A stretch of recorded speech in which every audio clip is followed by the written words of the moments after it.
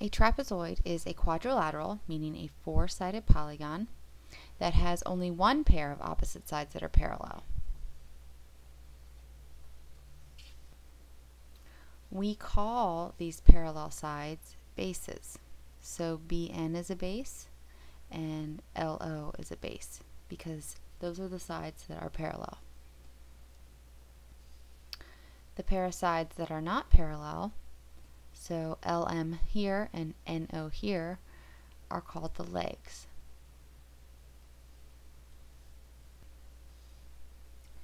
The base angles are the angles formed between the adjacent sides of the trapezoid.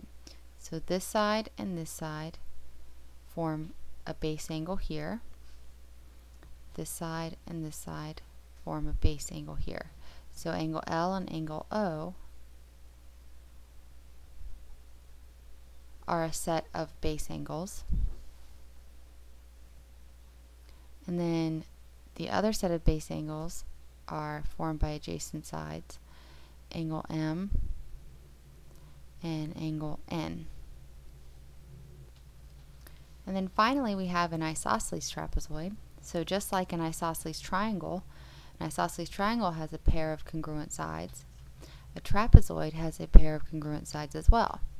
And the sides that are congruent are going to be called the legs. So this is an isosceles trapezoid. While you need to know the different parts of a trapezoid, more specifically you need to know the two properties of an isosceles trapezoid. The first property of an isosceles trapezoid is that the base angles, each pair of base angles is congruent. So angle G would be congruent to angle H, and angle F would be congruent to angle J. And then you'll also need to know that the diagonals of an isosceles trapezoid, just like in a rectangle, the diagonals of an isosceles trapezoid are going to be congruent. So QS, diagonal QS, is going to be congruent to diagonal TR. And these are the two properties that are specific to only isosceles trapezoids.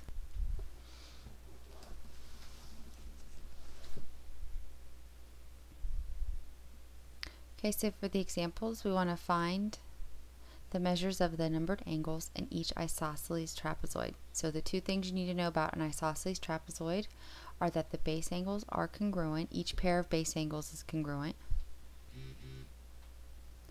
And you also need to know the diagonals are congruent and that a trapezoid, an isosceles trapezoid and just a trapezoid alone, has one pair of parallel sides. So for the first example, the base angles are the angles formed by adjacent sides. So this angle and this angle are base angles, and the base angles are congruent. So the measure of angle 2 is going to be the same as the measure of this angle, 62 degrees.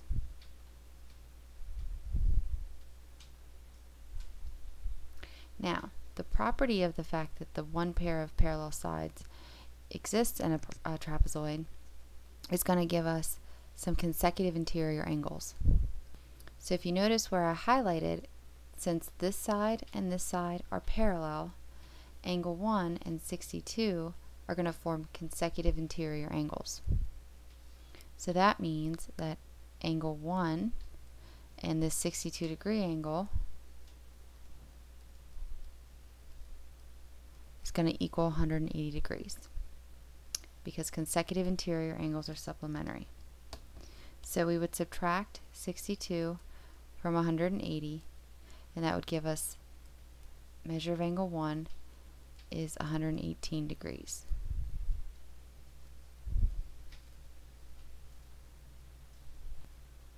Okay, so I'd like for you to pause the video and try number 2 on your own and see if you get what I get. Okay, you should have gotten the measure of angle 1 is 99 degrees because these are your base angles and they're congruent. And the measure of angle 2 is 81 degrees because it's going to be consecutive with angle 1, so it's going to be supplementary to angle 1, which was 99 degrees. Okay, so pause the video and try number 3 on your own and see if you get what I get. Okay, and you should have gotten the measure of angle 2 is 121 degrees and the measure of angle 1 is 59 degrees. If you didn't get that and you're not sure why, raise your hand or ask a neighbor. So for the next example, it says ABCD is an isosceles trapezoid. So that means that the legs are congruent and the bases are parallel. And they give us BD, the length of BD is 6x plus 6, and then they give us AC, which is 30. So the property that we're going to have to apply here is that the diagonals in an isosceles trapezoid are congruent. So if AC is 30 and BD is 6x plus 6, remember AC would be congruent to BD. So we would set AC, which is 30, equal to BD, which is 6x plus 6.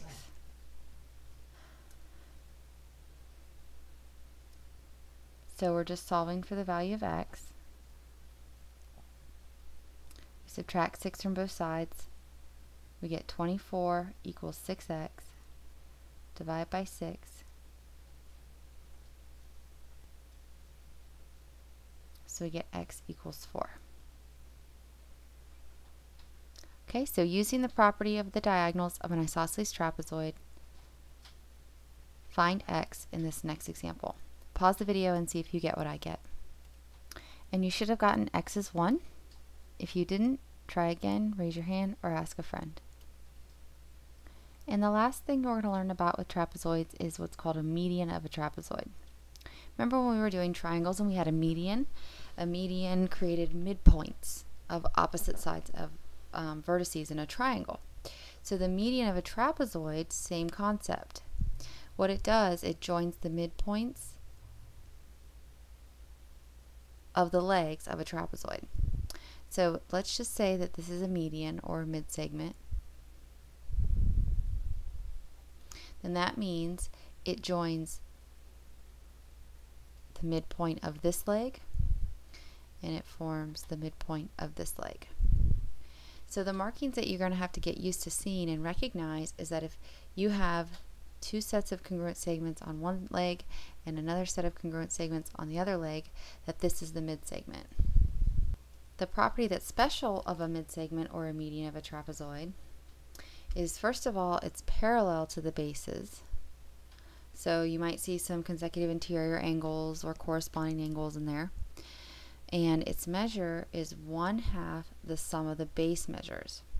So if I look back at my mid-segment, if this is a base and this is a base, it's just like the midpoint of a coordinate. The base plus the base divided by 2 is equal to the mid-segment. Okay, so to see that as an example, first of all, we recognize that this is the mid-segment because it creates the midpoint of the leg here and the midpoint of the leg here. To find the value of x, if this is the mid-segment, it's just like the midpoint. You add the two bases together, x plus 18.2, and divide by 2. That equals the mid-segment, 15. So we would cross multiply and we would get x plus 18.2 equals 15 times 2, which is 30. So we'd end up subtracting 18.2 from 30. So we would get x is 11.8.